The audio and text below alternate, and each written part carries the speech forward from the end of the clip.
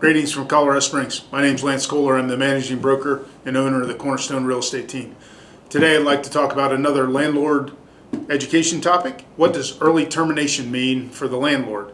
So for us, early termination is the same as breaking the lease. So the tenant wants to end the lease, they want to move out early, they want to break the lease. For whatever reason, they could have a sick family member, they could have lost their job, they got to move back to another town or to a cheaper place. There's a number of reasons why they may need or want to break the lease.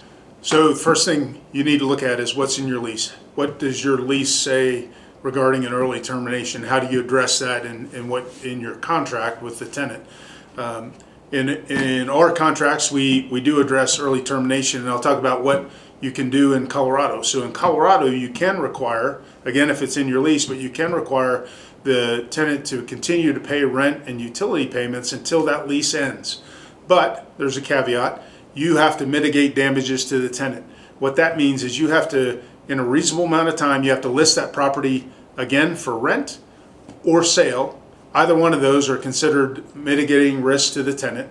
And once that property is released or sold, then the tenant is no longer responsible for continuing to pay rent and utilities for the term of the lease. Or if the lease ends before you get it re-rented or sold. So that's the mitigating damages part. You can require continued rent and utility payments until the lease ends, even if the tenant wants to move out early.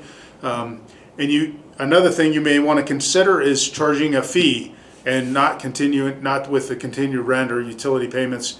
You may be able to charge a fee, but I'd recommend you check with your legal counsel to make sure that you've got that correct. So that's what it means for a landlord on early termination.